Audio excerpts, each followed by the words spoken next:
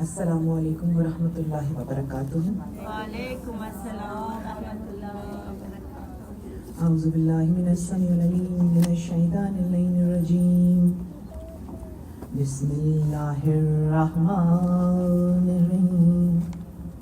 الحمد للہ الذی ہدانا لہذا وما كنا لنهتدی لولا ان هدانا اللہ لقد جاءت رسل ربنا بالحق. الصلاة والسلام على النبي الأمي المكي المدني القرشي الهاشمي المطلبي الرسول المسدد المصطفى الأمجد المحمود الأحمد أبو القاسم محمد صلى الله عليه وسلم.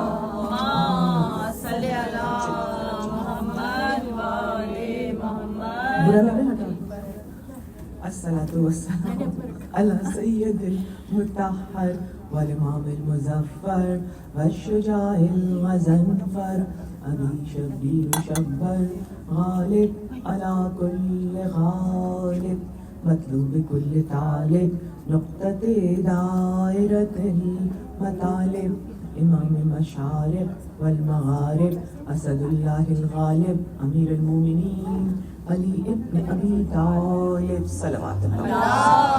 اللہم صلی علی محمد وعلی محمد.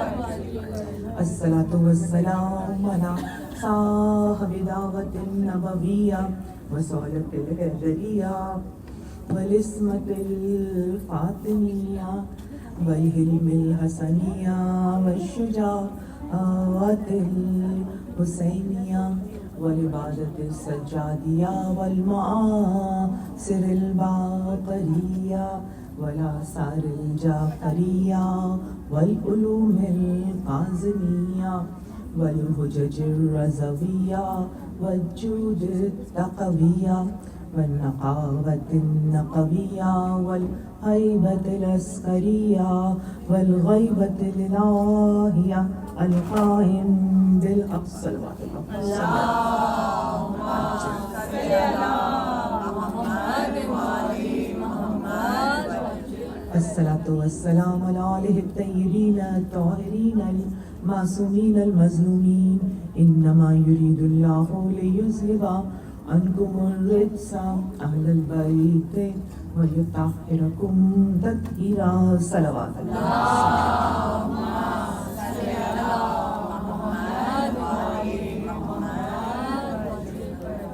تمام تعریفیں اپنے پروردگار، اپنے رب، اپنے مالک، اپنے خالق کے لیے، جو خالق بھی ہے، مصور بھی ہے، پیدا بھی کرتا ہے، مارتا بھی ہے، زندگی بھی دیتا ہے اور نعمتوں سے بھرپور دیتا ہے.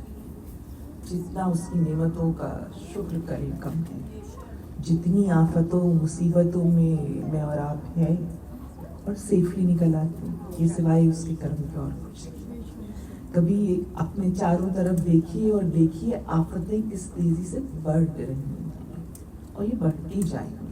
اسی وجہ سے ذکر الہی ہمیشہ دل میں رہنا چاہیے. نعمتوں کا شکر اور نعمتوں کو شمار کرنا، یہ سب ذہن میں رہنا چاہیے. اور جیسے ہی شکوہ زبان پہ آنے لگے، پتہ نہیں کون سی بات خدا کو ناگوار گزرے کہ یہ اتنی کم ظرف، اتنی نعمتوں کے بعد ایک اتنی سی چھوٹی سی چیز کی شکایت. خدا ہمیں محفوظ رکھے. بہرحال آج ہماری گفتگو تیسری منزل پہ پہنچ رہی ہے. عنوان ہے گناہان کبیرہ، اور اس میں آج کی جو تاریخ ہے وہ 4 محرم 1446 اور اس کے ساتھ ساتھ 10 جولائی. ہم یہ اپنی گفتگو کا جس مقام پر روک چکے ہیں وہیں سے انشاءاللہ آگے بڑھیں گے. اگر ذہن میں آپ وہ تمام چیزیں رکھ رہی ہیں جو گناہان کبیرہ سے ریلیونٹ ابھی تک میں نے آپ کی خدمت میں عرض کی، آج جن 3 چیزوں کا ذکر کرنا چاہوں گی اس میں آبویسلی پہلی چیز تو یہی آ جائے گی کہ اس موضوع کو اٹھانے میں کیا چیز پیش نظر تھی. اچھا اب یہ میں اس لیے نہیں بتا رہی ہوں کہ بالکل اس لیے کہ یہ چیز ہم بالکل پہلی مجلس میں ہی کہتے ہیں, اگر عشرہ ہے تو پہلی مجلس میں بتاتے ہیں. میں کیوں اس کو ہر روز بتا رہی ہوں؟ میں اس پوائنٹ آف ویو سے ہرگز نہیں بتا رہی کہ یہ میں نے موضوع منتخب کیا, بلکہ اس پوائنٹ آف ویو سے بتانا چاہتی ہوں کہ آج کے دور میں اس کی اہمیت کیا ہے. اور جب ہم کسی اہمیت کو, کسی امپورٹنس کو کسی سبجیکٹ کی اسٹیبلش کرنا چاہتے ہیں تو اسے پریزنٹ سینیریو میں, یعنی حالات حاضرہ میں, یعنی کہ اپنے امام عصر علیہ السلام کے ظہور سے کنیکٹ کر کے اس کو دیکھتے ہیں. صلی اللہ علیہ وسلم. دوسرا پوائنٹ آج میں پوری کوشش کروں گی جو کل نہیں کر پائی تھی, کہ کم از کم کچھ گناہان کبیرہ کی سیکوینس وائز آپ کے سامنے لسٹ تھوڑی سی بیان کر دوں. اس لیے کہ جس وقت اس سبجیکٹ کو سوچ رہے تھے تو یہ لگتا تھا کہ شاید ہم صرف گناہان کبیرہ کے اوپر فوکس کریں گے, لیکن ابھی بھی فوکس وہیں پر ہے, لیکن کوشش کیا ہے کہ ہم ان چیزوں کو سمجھنے کی کوشش کریں جو کہ ٹولز کہلاتے ہیں, جو میرے اور آپ کے لیے نفع بخش ہیں. یعنی ہم نہ صرف ایک تو آئیڈینٹیفائی کریں, دوسرے ریکٹیفائی کریں کہ ہم بہت سارے گناہ کر چکے ہیں اب تک, تو اب اس کا تدارک کیا ہے, اس کو کس طرح سے کمپنسیٹ کریں. اور تیسری چیز, آج کا دن چونکہ مصائب کے حوالے سے امام کے دوستوں کے نام منسوب ہیں, ان کا کچھ تھوڑا سا ذکر کریں گے. اور یہ کافی لوگوں کی فرمائش بھی ہے کہ کچھ حال اصحاب حسین کا بھی بیان کیا جائے. اور یہ ریلیونٹ اس لیے لگتا ہے اصحاب حسین کا کہ میں اور آپ بھی اصحاب حسین میں شامل ہونا چاہتے ہیں. یقیناً اتنی تو ہماری اوقات نہیں ہے کہ ہم اصحاب حسین میں شامل ہو سکتے, ان کی کنیزوں میں تو شامل ہو سکتے, اس لیے کہ امام کی جو فوج تھی وہ خالی مجاہدین پر نہیں تھی, بلکہ امام کی فوج میں ہر واک آف لائف کا فرق تھا, ہر جینڈر کی ریپرزنٹیشن تھی اور ہر ایج گروپ کی تھی. تو آپ کو وہ ایج جو آپ کی ہے وہ آپ کو یقیناً کسی نہ کسی کیریکٹر میں نظر آئے گی. وہ جو ریلیشن شپ آپ کے ارد گرد ہیں, جن کے لیے آپ صبح شام دعا کرتی ہیں کہ یہ اصحاب امام زمانہ میں شامل ہو جائیں, یہ امام زمانہ کے سپاہی بن جائیں, دعا ہے نا ہماری. تو اس کے لیے پھر ہمیں ایسے کیریکٹرز تلاش کرنے پڑتے ہیں جو ہمیں اس امام کے ساتھ ہی نظر آئے کہ جو امام اپنے جہاد کو اسٹینڈ اسٹل پوزیشن پر چھوڑ کر آگے بڑھ گیا, اور اب اس کا آخری فرزند یعنی کہ ان کا نواں بیٹا امام حسین کی نویں پشت میں 9th جنریشن میں ہمارے وقت کے امام ہیں, وہ وہاں سے جہاد کو اسٹارٹ کریں گے. تو ہمیں اپنے آپ کو اپنے وقت کے امام سے کنیکٹ کرنا ہے. تو گناہ کبیرہ اس حساب سے ہم دیکھ رہے ہیں, اور اسی وجہ سے آج ہم امام کے دوستوں کے بارے میں بھی تفصیل سے گفتگو کرنے کی کوشش کریں گے. تو ایک دفعہ درود پڑھیں تاکہ میں اپنے موضوع کو اسٹارٹ کروں.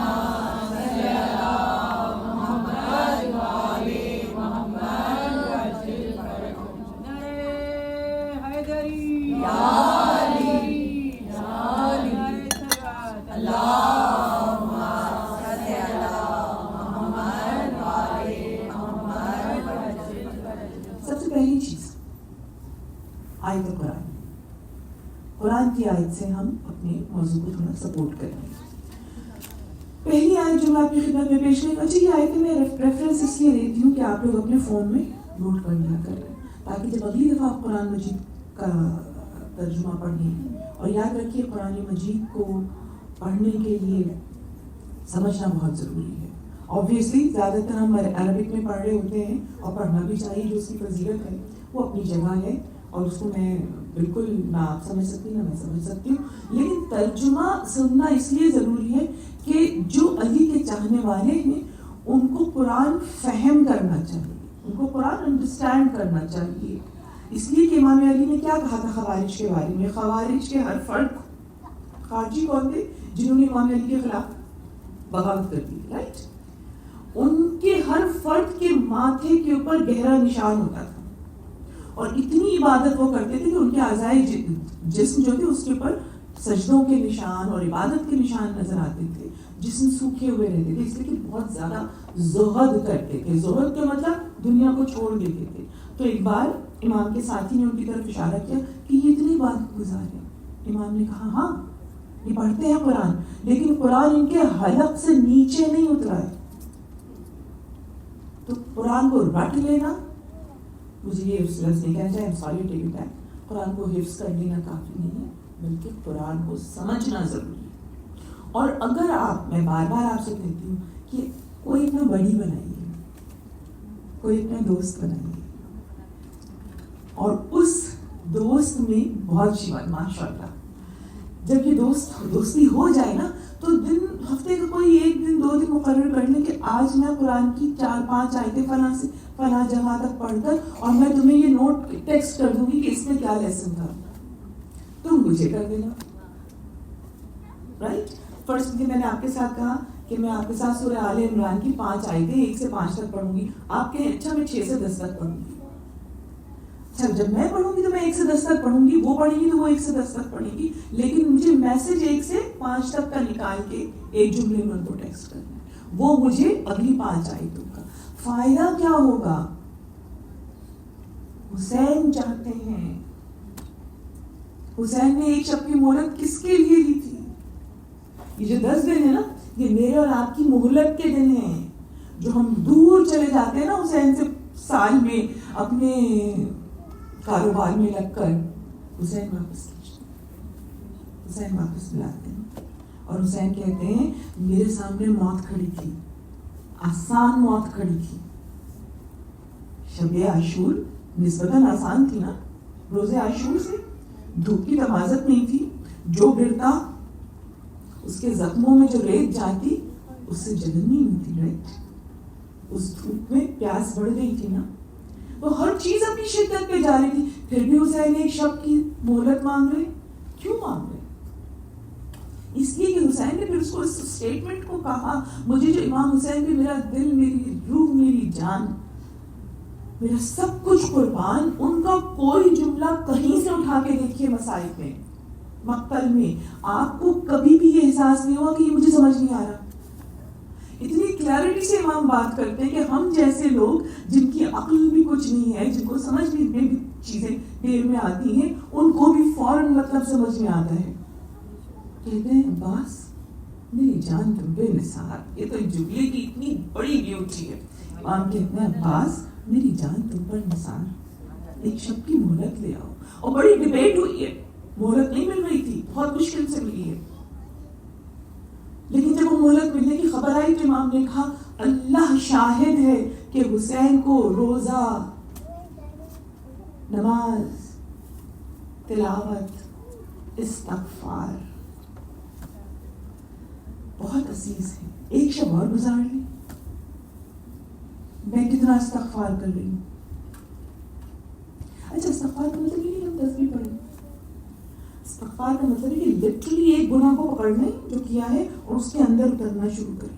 کیوں کیا تھا, ریزن کیا تھا, کس وجہ سے یہ کر لیا. جانتی تھی کہ یہ برا ہے, جانتی تھی کہ ڈیمیجنگ ہے, اور جب وہ چیزیں سمجھ میں آنے لگی نا کیا کیا وجہ, بہت ساری وجہ ہو سکتی ہیں, لالچ, ہرس, حسد, تکبر. میں سب سے بڑی جو قاتل چیز ہے یہ میں, یہ چیزیں نظر آئیں نا, دنیا داری, وقتی لذت. تو جب یہ چیزیں نظر آئیں تو اب آپ اس سے براعت حاصل کریں گی, تبرہ کریں گی. Next time if I am in this such situation I'm going to do it better. میں بہتر کروں گی. میں اس وقت حسد کو نہیں کم پاور کرنے دوں گی, میں کو نیچے لاؤں گی, میں اپنے آپ کو انکسار کی طرف لے کے. یہ ہے وہ غور جو آپ کے امام علی آپ سے ایکسپیکٹ کرتے ہیں. وہ کہتے ہیں جتنا گوشت اور خون بڑھا لیا نا گناہ کے دوران, اب اس کو کم کرو. تو ہماری ڈائٹنگ میں ایک پوائنٹ یہ بھی ہونا چاہیے کہ جو ہم نے جسم کو اپنا بڑھانا شروع کر دیا اور یہ احساس نہیں کیا کہ کس غلط راہ پہ چل رہے ہیں, اب ہمیں وہاں سے اپنے آپ کو تقویٰ پہ لانا ہے, زہد پہ لانا ہے, اور اس طرح سے لانا ہے کہ یہ جسم گلنا شروع ہو جائے, تاکہ میرے مولا کو نظر تو آئے کہ یہ محنت کر رہی ہے. اب اس گناہ سے بچنا ہے. تو جب آپ یہ اپنے اندر چیزیں لے کر آتی ہیں تو آپ کے لیے یقیناً معرفت. ہمیں کرنا کیا ہے تھرو آؤٹ 10 مجالس, اسپرچول एलिवेशन, रूहानी बुलंदी, उन हस्तियों की मारिफत जो पाको पाकीज़ा, अरे वो क्या पाको पाकीज़ा, उनका तो वो खून जो हर एक का नजिस है वो पाक है। कभी एक बच्चे ने मुझसे सवाल किया, बहुत पहले की बात है, उसने कहा कि ये जो आप कहते हैं कि इमाम हुसैन का खून इतना पाक था कि वो जब गिर गया जमीन के ऊपर करबला की तो वो खाके शिफा बन गई, ये हदीस रसूल है, हदीस इमाम है कि खाके शिफा बन गई। क्यों? इसलिए कि उस खाक में खून हुसैन जज्ब हुआ। उस बच्चे का सवाल ये था कि अगर 72 थे इमाम के साथ और ये खून गया, लेकिन यहाँ तो 11,000 मलाऊन थे ना, तो उनके खून की क्वांटिटी तो ज्यादा थी, तो वो खून जमीन को नजस कर रहा है ना सवाल, और सवाल बिल्कुल सही है। अब आप ताकत हुसैन का, अब आप मारिफत हुसैन का इदराक कीजिए, खुदा के नजदीक हुसैन किस कदर बुलंद हैं। वो लाखों नजिस खून के कतरे और ये प्यासे का लहू, ऑलरेडी खुश्क हो चुका था ना, प्यासों का लहू तो कितना पावरफुल है। क्यों? इसलिए कि हुसैन के हर सांस में, हुसैन के हर कदम में, हुसैन के हर जख्म पे एक ही सदा थी, और वो क्या थी? बिस्मिल्लाह व बिल्लाह व अला मिल्लत रसूलुल्लाह, अल्लाह के लिए, अल्लाह की खातिर और अल्लाह की राह पे चलते हुए।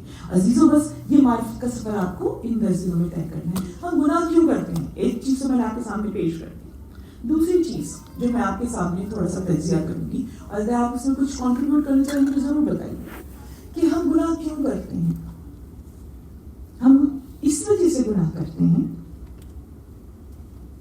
कि हम आज के ज़माने को देखते हैं, और जब हम ज़माने को देखते हैं तो इस ज़माने में हमें क्या नज़र आता है? इस ज़माने में हमें बड़ी तेज़ रफ्तारी नज़र आ रही है, ज़माने में बहुत तरक्की नज़र आ रही है, अब चीज़ें जो है वो बहुत वर्चुअल होती जा रही हैं, बहुत फास्ट पेस पे जाती हुई नज़र आ रही हैं। तो हमें लगता है कि हमारा दीन पुराना हो चुका है। ठीक है, दूसरा रीज़न क्या होगा? दूसरा रीज़न ये नज़र आता है हमें कि अगर हम दीन की तरफ जाते हैं तो फिर हमें तकवा इख्तियार करना पड़ता है। तकवा क्या बन गया है? तकवा को कुरान कहता है ये बेहतरीन लिबास है, राइट? हमने वाकई उसको लिबास बना दिया। हमने उसे बेहतरीन लिबास नहीं बनाया, हमने उसे ऐसा जोड़ा बना दिया है जो कभी हम पहन लेते हैं, कभी उतार देते हैं। जोड़ा रखा हमने, उसको लिबास रखा, लेकिन बवक्त ज़रूरत, जब ज़रूरत नहीं है हम नहीं इस्तेमाल करते, उससे फिर हमारी आशनाई नहीं होती, राइट? इसी तरीके से फिर तीसरा मरहला क्या आता है? गुनाह हम क्यों करते हैं?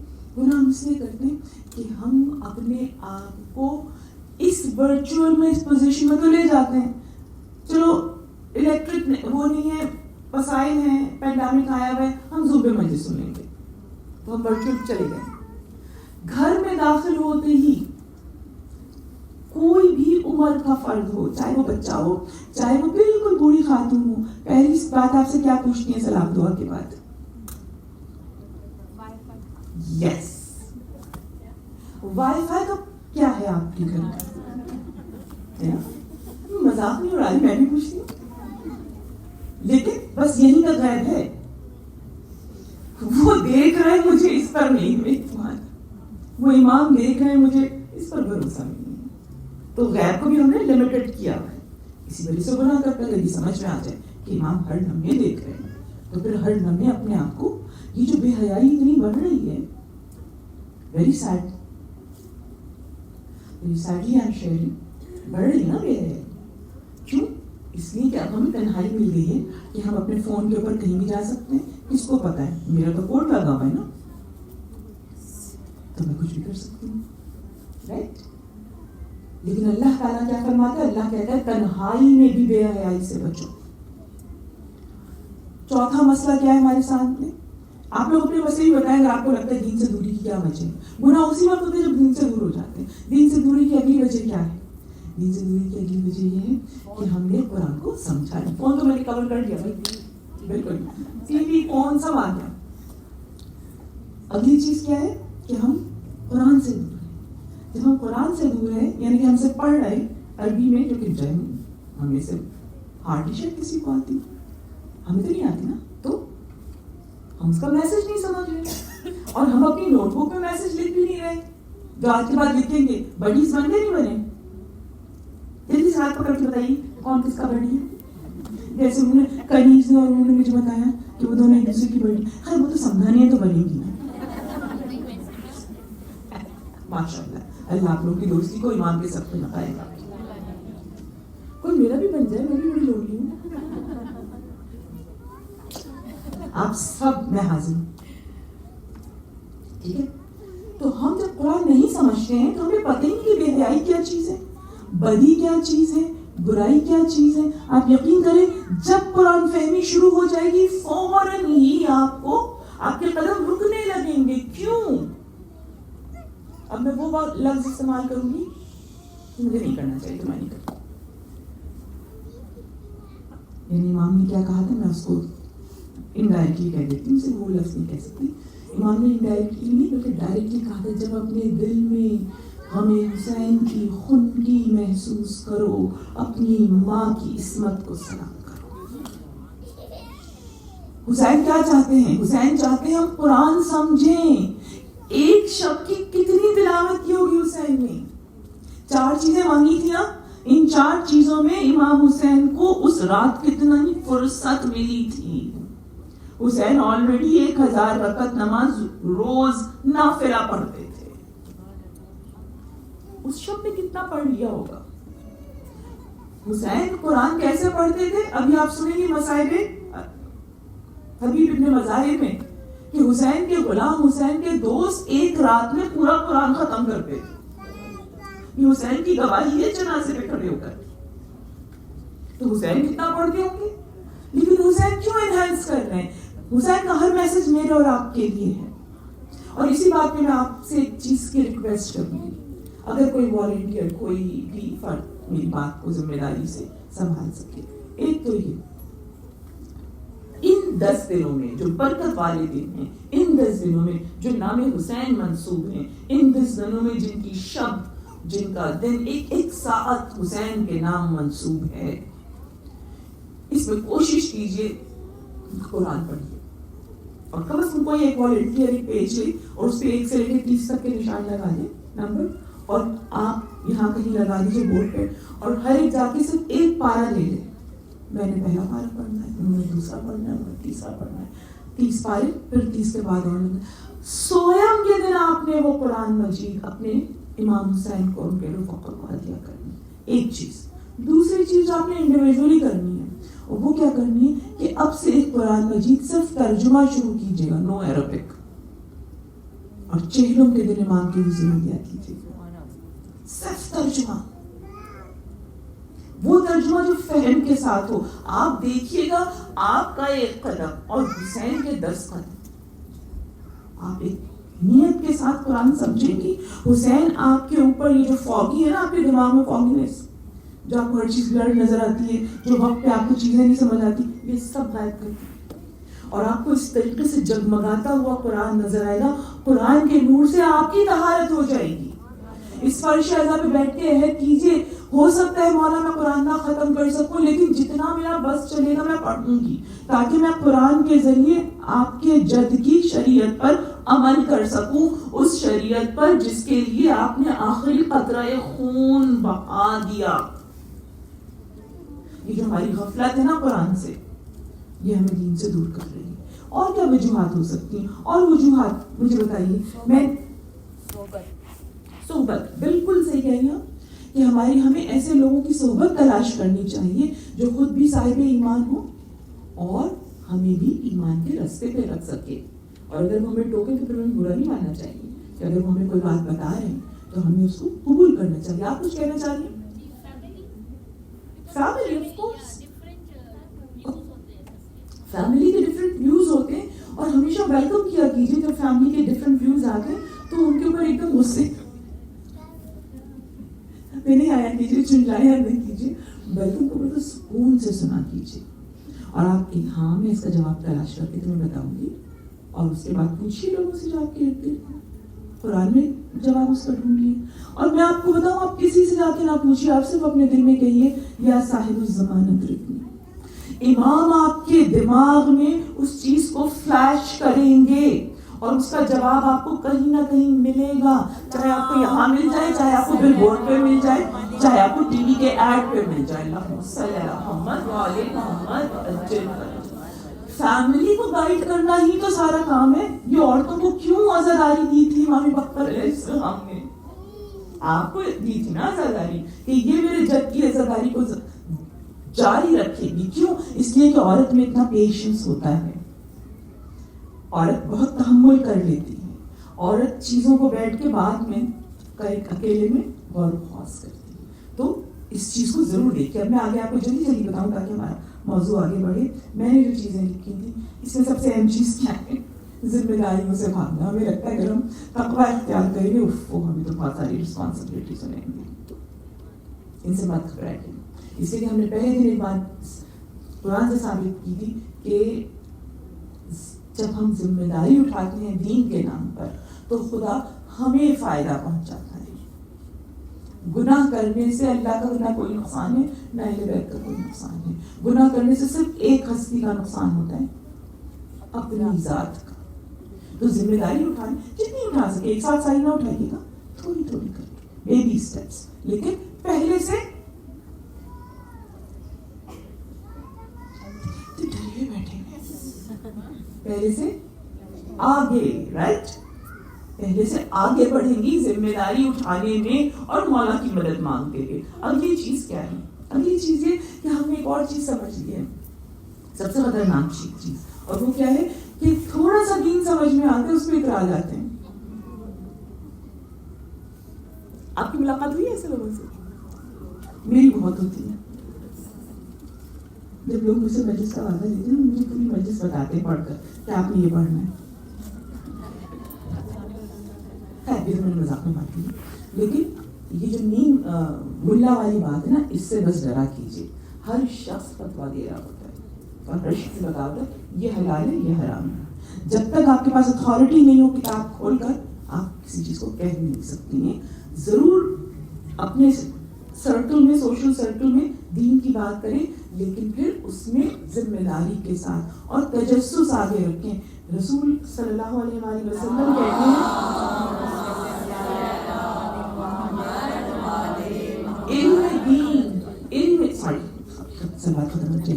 علم دین میں مجاہدہ کرو، محنت کرو، مشقت کرو. یعنی دین کے علم کو بھی سیریسلی حاصل کرنا چاہیے.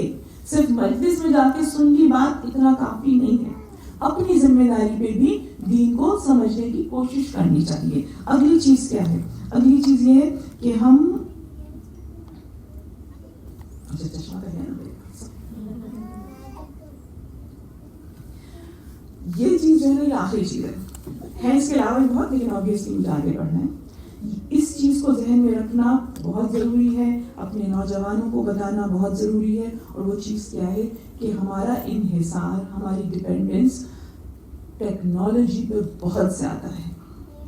اچھا، ٹیکنالوجی استعمال کرنا اس سے کوئی بری بات نہیں، لیکن ٹیکنالوجی کو کیسے استعمال کرنا ہے یہ دیکھنا چاہیے.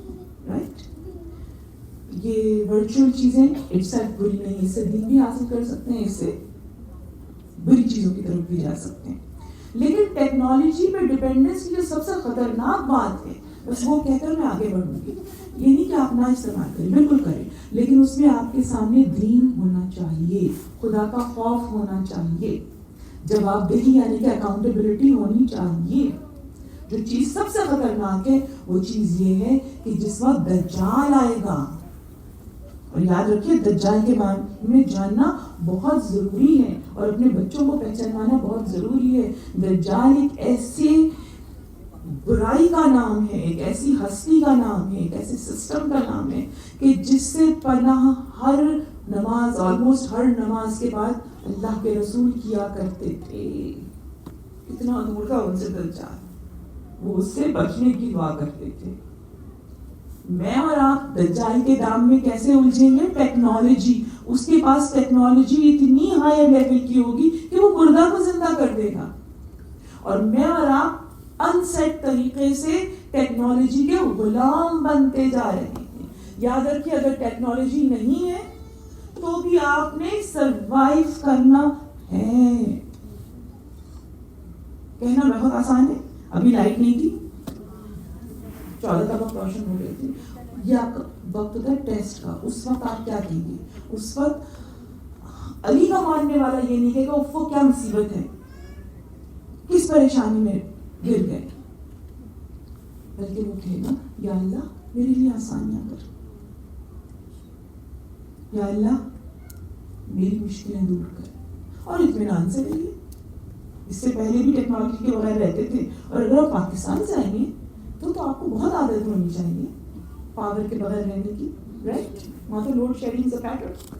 لیکن میں آپ کو یہ بات کیوں کہہ رہی ہوں, مذاق میں نہیں کہہ رہی, میں اس لیے کہہ رہی ہوں کہ جب دجال آئے گا اس کے ہاتھ میں تمام تر ٹیکنالوجی ہوگی, اور جو اس کے ماننے والے ہوں گے وہ پہلے اس کو ایز اے لیڈر لیں گے, اس کے بعد اس کو ایز اے ڈیوائن لیڈر لیں گے, اور اس کے بعد پھر وہ اس کو خدا کا درجہ دیں گے. اور یہ سب کچھ 9 مہینے میں ہو جائے گا. اس کی حکومت صرف 9 مہینے رہے گی. اس 9 مہینے میں وہ کایا پلٹ کر دے گا. کس کی کایا پلٹ کرے گا؟ اس کی کرے گا کہ جو صرف سامنے کی چیز کو دیکھتا ہے اور اس کے بیان خدا کے نظام کو نہیں دیکھتا. تو تھوڑا سا تحمل, تھوڑی سی سمجھ بوجھ, ہمیں اپنے امام سے کنیکشن, قرآن کو سمجھنا, یہ سب چیزیں اتنی لازم و ملزوم ہیں اگر ہم چاہتے ہیں ہم حسینی بنیں. یہ جو حسین کے 72 ساتھی تھے یہ کون تھے؟ یہ میرے رابطے سے لوگ تھے, رائٹ؟ لیکن یہ حسین کے پیام سے اس 50 سال میں, یاد رکھیں حسین سے پہلے جو 50 سال کا عرصہ تھا وہ بہت ہی ٹف تھا. رسول اللہ صلی اللہ علیہ وآلہ وسلم کی شہادت کے بعد سے لے کر 11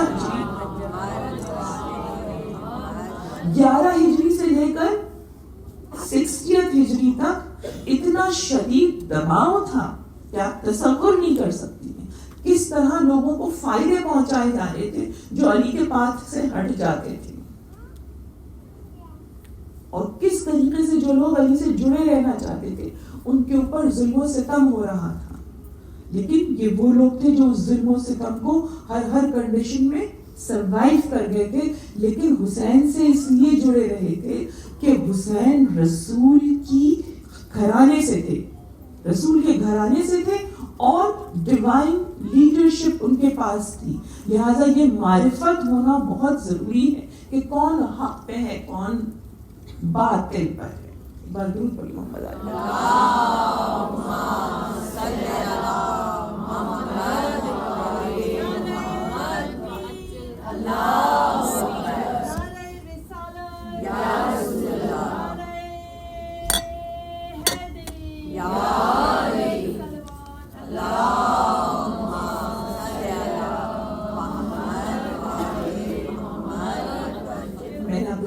آیت بتا رہی ہوں, میں کسی اور طرف چلی گئی. سورہ نمبر 45 سورہ جاسیہ 25 چیپٹر والیوم 25واں سپارہ 45 چیپٹر, اور اس کی آیات ہیں 4 آیات ہیں 28 سے لے کے 31, 28 سے لے کر 31 تک. ترجمہ آپ کے سامنے پڑھتی ہوں. اور آپ ہر قوم کو اس روز گھٹنے کے بل بیٹھا ہوا دیکھیں گے, قیامت کی منظر کشی, اور سب کو ان کے اعمال کی طرف بلایا جائے گا کہ آج تمہیں تمہارے اعمال کا بدلہ دیا جائے گا. آیت نمبر 29. اور یہ ہماری کتاب یعنی کہ اعمال نامہ ہے جو حق کے ساتھ بولتی ہے. یہ جو کتاب ہماری ہوگی نا, ٹاکنگ بک ہوگی, گفتگو کر رہی ہوگی, اور جب باواز بلند گفتگو کر رہی ہوگی تو نہ صرف ہم سن رہے ہوں گے بلکہ ارد گرد والے لوگ بھی سن رہے ہوں گے. تو ہم یہ ہماری کتاب اب تمہارا اعمال نامہ جو حق کے ساتھ بولتی ہے, اور ہم اس میں برابر تمہارے اعمال لکھواتے جا رہے ہیں. آیت نمبر 29. اب جو لوگ ایمان لائے اور انہوں نے نیک اعمال کیے انہیں پروردگار اپنی رحمت میں داخل کر دے گا. اور یہی تو فوز عظیم ہے. میرا اور آپ کا ویژن کیا ہے جو ہم نے پہلے دن سیٹ کیا تھا کہ ہم فوز عظیم تک پہنچیں گے انشاءاللہ انہی 10 دنوں میں, رائٹ؟ اگلے محرم کا تو نہیں پتا نا کہ زندہ ہے کہ نہیں ہے. تو انشاءاللہ اسی میں حسین کے قدم پہ قدم چلتے ہوئے ہم فوز عظیم تک پہنچیں گے. آیت نمبر 31. اور جن لوگوں نے کفر اختیار کیا تو کیا تمہارے سامنے ہماری آیات کی تلاوت نہیں ہو رہی تھی، لیکن تم نے اکڑ سے کام لیا اور بے شک تم ایک مجرم قوم ہو. گناہ نانی کبیرہ اور ان کو ایریڈیکیٹ کرنا، یہ 4 آیتیں آپ دیکھیں گے نا کتنی وضاحت سے بتا رہی ہیں. اور پھر سورہ زلزال کیا کہتی ہے؟ مثقال ذرۃ خیر یرا و مثقال ذرۃ شر یرا. ایک ذرے، ایک ایٹامک، ایک مالیکیول کے برابر بھی اگر کوئی چیز اچھی ہے یا بری ہے، وہ سب کی سب یہاں پر محفوظ ہو رہی ہے. تو عزیزان محترم، وہ گناہان کبیرہ جن کی طرف سے ہمیں وارن کیا معصومین نے، ان کو جاننا، ان سے بچنا، اور وہ سرزد ہو گئے ہیں تو ان کے اوپر استغفار کرنا، شرمندہ ہونا، ندامت کے آنسو بہانا، یہ واجب ہے ہمارے لیے. اگلی آیت میں آپ کو بتا دوں، یہ بھی خدا کی طرف سے ہے. سورہ توبہ آیت نمبر 115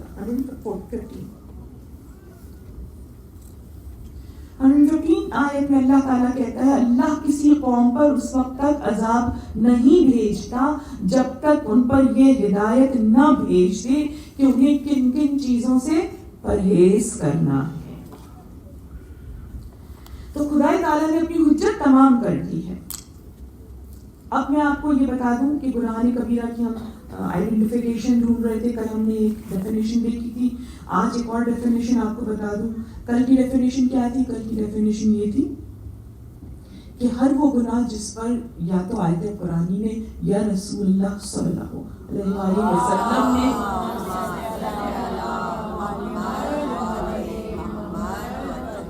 یا کسی معصوم نے بالکل کلیئرٹی سے یہ کہا ہو کہ اس کے اوپر جہنم کا عذاب ملے گا، جس پر یہ کہا گیا وہ گناہ کبیرہ ہو گیا. آج کون سی ڈیفینیشن ہے؟ آج وہ ڈیفینیشن ہے جس میں امام فرماتے ہیں کہ ہر وہ گناہ یا غلطی جس کے لیے قرآن کی آیت نے یا معصوم نے یہ کہا ہو کہ یہ بڑا گناہ ہے. ایک تو آیت جہنم کے بارے میں بتا رہی، لیکن جس پر جہنم کے بارے میں نہیں بتایا گیا ہے اور یہ کہا گیا ہے کہ یہ گناہ واضح کبیرہ ہے، وہ بھی گناہ میں شامل کیا جائے گا. اب یہاں پر ایک انہوں نے بڑی خوبصورت سی امام جعفر صادق علیہ السلام کی ایک حدیث بتائی ہے،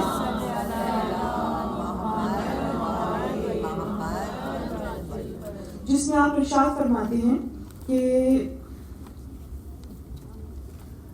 گناہوں کی تعداد بتاتے ہیں کہ یہ گناہ ہے، اور اس میں ایک آدھ گناہ نہیں ہے. اور راوی پوچھتا ہے، جیسے مثال جو اس میں دی ہوئی آیت میں روایت میں وہ یہ ہے کہ امام نے 7 گناہ بتائے اور کہا یہ 7 گناہ کبیرہ ہے. تو سننے والے نے کہا بس یہی 7 گناہ ہیں. اور اس میں سب سے پہلا ظاہر ہے، آپ کو پتہ ہے گناہ کبیرہ سب سے پہلا جو ہے وہ شرک ہے، کہ اللہ کی ذات میں کسی قسم کا بھی شرک کیا جائے. اب یہ شرک کے اوپر انشاءاللہ گفتگو ہوگی تو پھر آپ ڈیپتھ میں چلی جائیں گی، لیکن یہ یاد رکھیے کہ شرک کی بہت ساری اقسام ہیں. شرک کی ایک قسم یہ ہے کہ خدا کی ذات کے بارے میں کسی اور کو شریک کر لیا جائے. دوسری شرک کی کیا ہے کہ خدا کے صفات کے بارے میں کسی کو شریک کر لیا جائے. یا شرک کی جو سب سے خطرناک فارم ہے، جو مجھے اپنے لیے بہت زیادہ ادارمند لگتی ہے اور وہ بہت خدا سے محفوظ رکھے، وہ یہ کہ خدا کے بجائے کسی اور کو سمجھ لیا جائے کہ وہ صاحب اختیار ہے. یا شرک کی ایک وجہ کیا ہے؟ شرک وہ ہے کہ جس میں آپ خدا کو فراموش کر کے اپنے اوپر بھروسہ کرنے لگے. میں نے یہ کیا، میں ایسی ہوں. تھوڑی سی پریکٹس کے طور پہ کام کیجیے گا، اپنی کسی وقت کی بھی 5 منٹ کی گفتگو کو ریکارڈ کر لیجیے. ٹیکنالوجی ہے نا، یوز کریں. 5 منٹ کی گفتگو کو کسی سے کر رہی ہوں نا، جس میں آپ کچھ بتا رہی ہوں، کوئی ترکیب بتا رہی ہوں، کوئی کھانے کے بارے میں بتا رہی ہوں، کسی بھی چیز کے بارے میں، اس میں پھر کاؤنٹ کیجیے گا ریکارڈنگ کے بعد کہ اس میں لفظ میں کتنی دفعہ استعمال، میں نے یہ کیا، میں نے یہ پڑھا، میں نے یہ کہا. میں نے نہیں کہا تھا تم سے، میں نے تو تم کو پہلے ہی بتا دیا تھا. میں ایک دفعہ دروازے پہ دستک ہوئی سرکار کی. آپ نے پوچھا کون؟ جو آیا تھا دروازے پہ اس نے کہا میں. ہم لوگ یہی کہتے ہیں نا. کبھی ایسا ہوا ہے کہ آپ سے دروازے پہ کسی نے پوچھا ہو اور آپ نے کہا ہو سنی میں اپنی میں جیسے میں کیا سب جانتے ہیں مجھے, اب جو اندر ہے اس کو پتا نہیں کہ آواز کس کی ہے, ظاہر ہے میری آواز ابھی پتہ نہیں پتا نا, لیکن میں ہوں. جب اس نے یہ کہا میں, تو سرکار جلال میں باہر نکلے اور آپ نے کہا یہ میں کس نے کہا, یہ میں صرف ذات خدا کو زیب دیتا ہے. اپنی جو چھوٹا سا وجود ہے نا اس کو اتنا ہی رہنے دیں, اس کو بہت عظیم نہ کریں. اسی وجہ سے مومن کا زیور اس کی ہیوملٹی ہوتی ہے, اس کی عاجزی ہوتی ہے. اور امام نے اس سے بچنے کا طریقہ کیا بتایا؟ امام نے کہا جب کسی چیز کی تعریف ہو فوراً اسے خدا کی طرف اس کا رخ دے دو. اللہ نے یہ دیا, خدا کی مدد سے یہ ہوا, خدا نے مجھے یہ صلاحیت دی. اچھا اب جب یہ کہا میں ہوں تو سرکار ناراض ہوئی, اور پھر آپ نے کہا یہ لفظ میں صرف ذات واجب کو زیب دیتا ہے. اور اس کی مثال کہاں ہے؟ اس کی مثال اس وقت ہے جب وادی, کون سی وادی تھی جہاں پہ حضرت موسیٰ گئے تھے, وادی طوٰ. جب آپ اوپر گئے ہیں اور درخت میں آپ نے روشنی دیکھی ہے, سبز درخت میں آگ تھی لیکن ظاہر قریب گئے تو نور تھا. تو جب اللہ نے ان سے گفتگو شروع کی تو وہ گھبرا گئے نا, چاروں طرف دیکھنے لگے آواز کہاں سے آ رہی ہے. تو اللہ نے اپنا تعارف کرایا, اتنا خوبصورت تعارف کرایا. موزیس دس از آئی, میں یہ میں ہوں. تو خدا تعالیٰ اپنا تعارف کیسے کرا رہے؟ یہ میں ہوں. تو اب انسان کو زیب نہیں دیتا کہ وہ یہ کہے جی یہ میں نے کیا, میرا ہاتھ کے ذائقہ اتنا اچھا ہے, میں تو سینڈوچ اتنا اچھا بناتی ہوں, اور میں تو کیک اتنا اچھا بیک کرتی ہوں, میں تو وہاں اتنا اچھا کرتی ہوں, میں تو مجلس اتنی شاندار پڑھتی ہوں. مولا کے کرم سے میں نے یہ کام کیا, مولا کی تعین سے, مولا کی مدد کے لیے میں نے یہ کام کیا. تو اپنی ذات کو بالکل آپ نے نلفائی کرنا ہے تاکہ وہاں ذات وحدانیت کا نور آ جائے. جتنی عاجزی جو اس دنیا میں اختیار کرے گا, خدا روزہ قیامت اس کو اتنے ہی اونچے منبر پہ رکھے گا.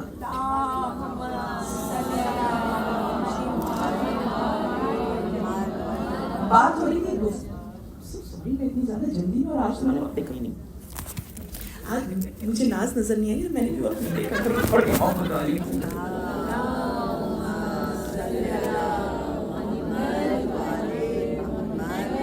میں اپنی لمٹ تک پہنچ گئی تو میں اب اس بات کو یہیں پر روک دیتی ہوں.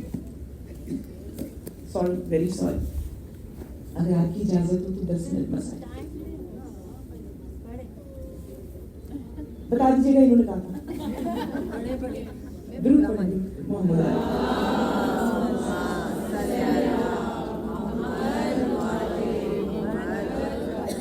خیر. وہ جو ایڈمن ہمیں وقت کا کہتا ہے اس کا بھی مسئلہ کیا ہے کہ آگے کی مجلس میں, ورنہ ظاہر ہے ان لوگوں کو پڑھوانے تو کوئی پرابلم نہیں ہے, لیکن آگے کی مجلس ہے. اس لیے میں کہتی ہوں اپنے گھر میں صرف ماتم کیا کرے اور مجلس سینٹر کی جا کے, تاکہ زیادہ سے زیادہ میسج سن سکیں. لیکن بہرحال یہ جو امام کے سامنے گفتگو ہو رہی تھی, 7 گناہ بتائے, اور اس شخص نے کہا لیکن مولا آپ نے یہ نہیں بتایا کہ نماز کا چھوڑ دینا, نماز کا چھوڑ دینا گناہ کبیرہ ہے. تو امام نے اس کی طرف حیرت سے دیکھا. امام نے کہا میں نے سب سے پہلا گناہ کیا بتایا؟ اس نے کہا شرک. تو امام نے کہا نماز کا چھوڑ دینا کیا ہے؟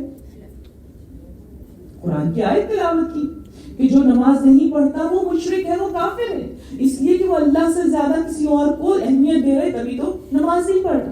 تو امام نے کہا یاد رکھ یہ گنتی میں 7 ہیں, لیکن گہرائی میں جب اترو گے تو اس میں بے شمار گناہ نظر آئیں گے. تو مومن حکمت سے دیکھتا ہے ہر چیز کو, مومن گہرائی میں دیکھتا ہے. جلدی جلدی میں چند گناہوں کی فہرست آج دے دوں اسی وجہ سے, ابھی تک میں آپ کو فہرست نہیں بتا پائی, لیکن یہاں پر میں آپ کے سامنے امام علی الرضا علیہ السلام کا فرمان پریزنٹ کر رہی ہوں.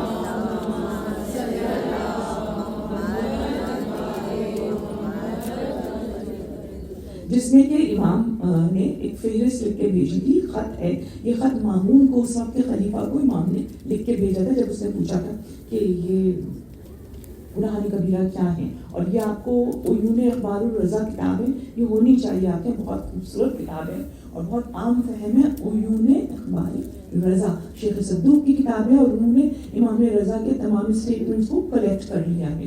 یہاں کے اوپر امام لکھتے ہیں نمبر 1.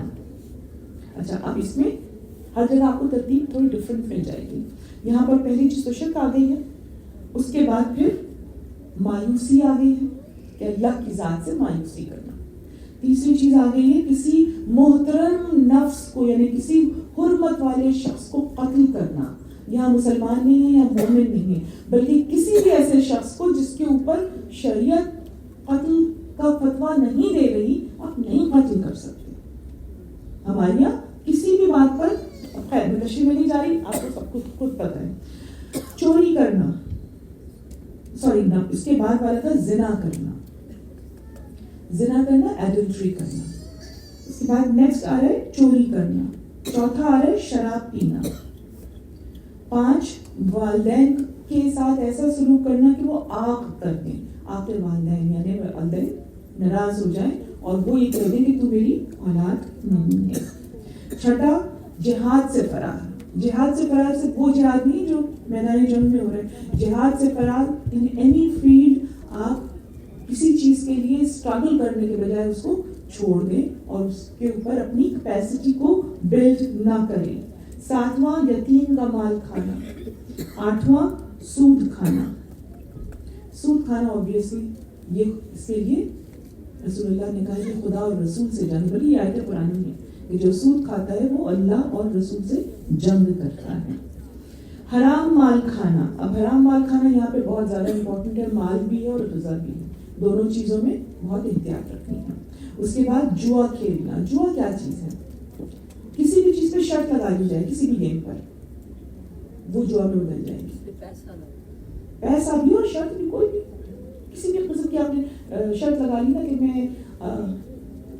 میں آپ سے ہار گئی تو آپ مجھے کھانا کھلائیں گے. ناپ تول میں کمی کرنا. ناپ تول میں کمی کرنا صرف اسکیل کے اوپر نہیں ہو رہی ہے, بلکہ کسی بھی چیز کا جائز حق نہیں دینا. کوئی چیز فرض کرے وہ مومنہ ڈیزرو کرتی ہے ایک رسپیکٹ, اور میں اس ڈیو رسپیکٹ سے کم دوں تو یہ ناپ تول میں کمی ہو گئی. پاک دامن پر تہمت لگانا. یہ تو لگتا ہے پاکستان میں تو سنی نہیں میری اس وقت جتنے بڑے مقدم بھی چل رہے اسی بات پر, کسی پاک دامن کے اوپر, چاہے وہ عورت ہو کہ مرد, اس کے اوپر تہمت نہیں لگا سکتے. اس کے بعد پھر یہ آ جاتا ہے جو نیکسٹ, اب اس کا اردو کا لفظ بڑا مشکل ہے میرے لیے پڑھنا. آپ سمجھ لیجیے LGBT, جس کو کہ آج کل بطور فیشن رائج کیا جا رہا ہے, اور چھوٹی عمر سے بچوں کو انسٹیٹیوشنل لیول کے اوپر اور میڈیکل لیول کے اوپر تشریف دلائی جا رہی ہے کہ وہ اپنی آئیڈینٹی کو کوسچن کریں اور اپنی آئیڈینٹی چینج کریں. ابھی ریسنٹلی ایک سائیکٹرسٹ سے بات ہو رہی تھی, وہ کہنے لگی ان کا ایک پیشنٹ آیا کسی دوسری اسٹیٹ سے, اور اس کی سنگل پیرنٹ ہے, اس کی بچی جو ہے وہ شاید 8 یا 9 سال کی ہے. تو وہ کیوں آیا؟ اس نے کہا میں اس لیے آیا ہوں کہ جو میری بچی کی سائیکٹرسٹ ہے, جو ڈاکٹر ہے, وہ بار بار اس سے یہ پوچھ رہی تھی کہ تم مطمئن ہو جو تمہاری جینڈر ہے, کیا تم چینج کرنا چاہتی ہو؟ اور آپ کو پتہ ہے یہ اب لا میں آ چکا ہے کہ اگر وہ کسی دوا دی جائے یا انجیکشن دی جائے تو ماں باپ سے نہیں پوچھنا ہے. تو آپ سمجھیں گے کتنی بڑی عذاب ہے جو ہمارے اندر انڈیوس کیا جا رہا ہے. اچھا, لوگ کہتے ہیں کہ بھئی آپ بڑی بولڈ مجلسیں پڑھ لیتی ہیں. Of course I have to. جب اتنی بولڈلی ساری طرف سے کمیونیکیٹ کیا جا رہا ہے برائی کو, بے حیائی کو, دین سے دوری کو, تو پھر آپ کو بھی you need to step up and you need to discuss such things کہ آپ کا دین اس کے بارے میں کیا کہتا ہے.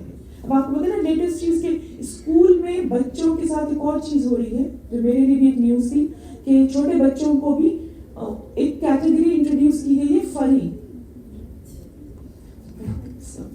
وہ کیٹیگری کیا ہے کہ اس میں بچے کا جب دل چاہے وہ کسی بھی کوئی بھی جانور کی شکل اختیار کر کے چاروں ہاتھوں پیروں پہ چلنے لگے گا. اس کی غذا باتھ روم میں اسی طرح سے رکھی جاتی ہے, اور نہ ٹیچر اس کو روک سکتی ہے, نہ کوئی ساتھی اس کا مذاق اڑا سکتا ہے, ورنہ اسے سو کیا جا سکتا ہے کہ وہ جس وقت بلی بننا چاہے بلی بن جائے, جس وقت کتا بننا چاہے کتا بن جائے.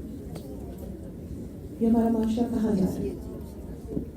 اگر آپ نے دین کو سیریس نہیں لیا، اگر آپ نے شریعت آل محمد کو نہیں سمجھا، اگر آپ نے قرآن کے پیغام کو کلیئر نہ سمجھا، نہ کنوے کیا، تو یقین کیجئے بہت کم بچنے والے لوگ. تو یہ تقویٰ اب آپشن نہیں رہا ہے. اس تقوی کو سمجھنا پڑے گا.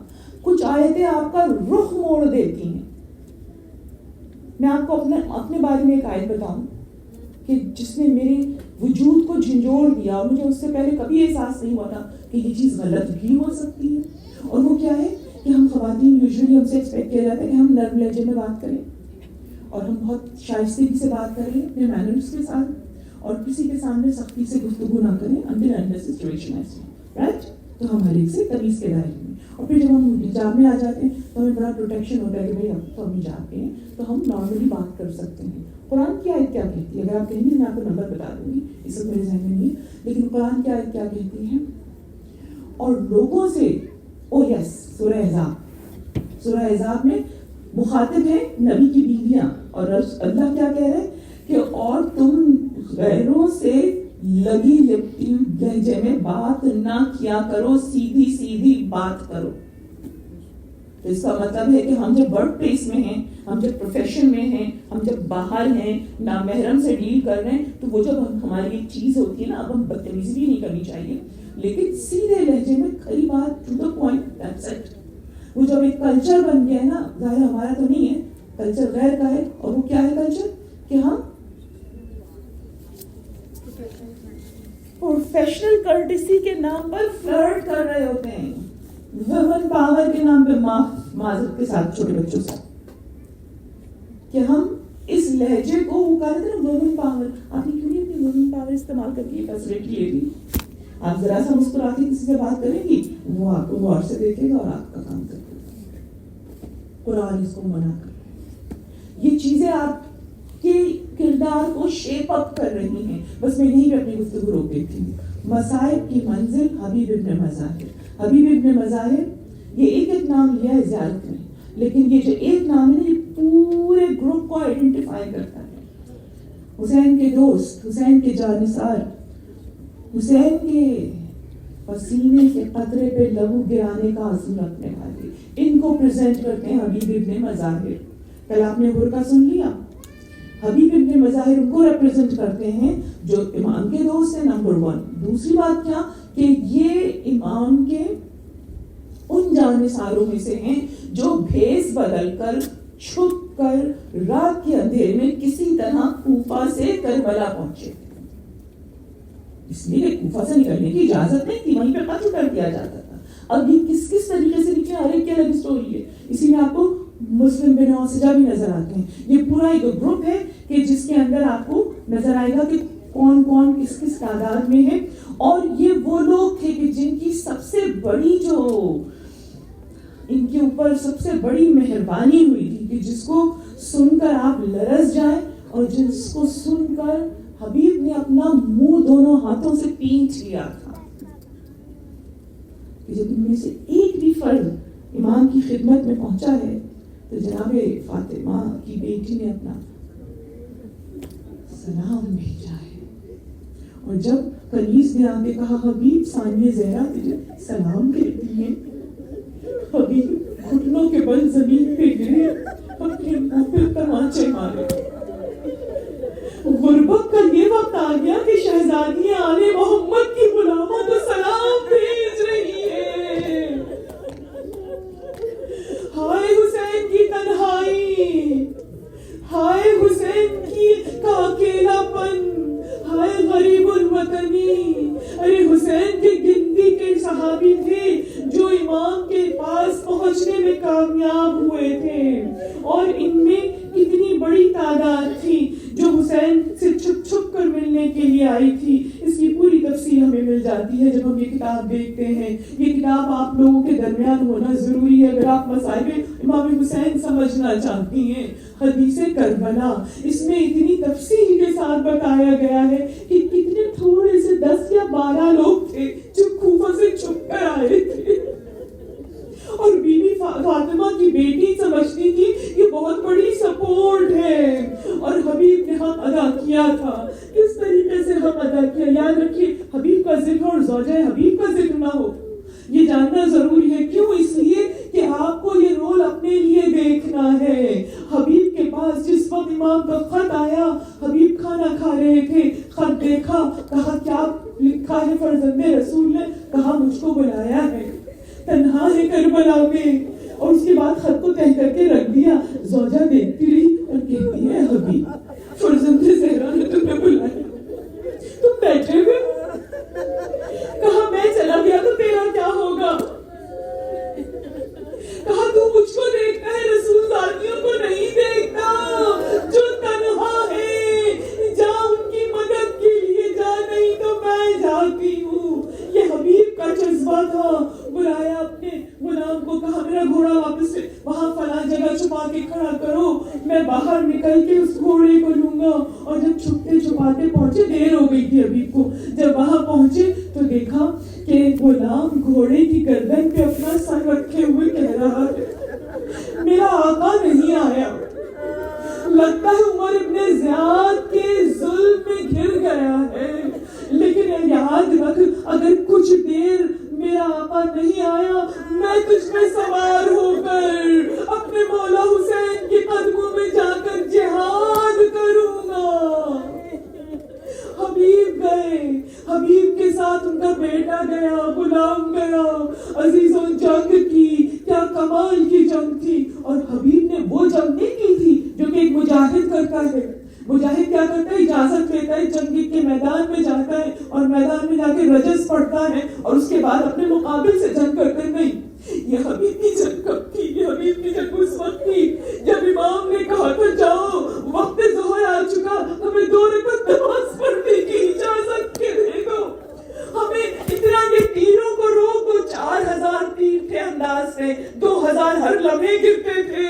یاد رکھیے ایک دستہ آگے بڑھتا تھا، ایک دستہ زمین پہ اپنے گھٹنے پہ جھکتا تھا، تیر فضا میں پھینکتا تھا، پھر جو دستہ کھڑا ہوا ہوتا تھا وہ آگے بڑھتا تھا. یہ 4000 تیر فجر کے بعد سے مسلسل گر رہے تھے حسین پر. حسین نے کہا صرف 2 رکعت کا وقفہ چاہتے، روک دو.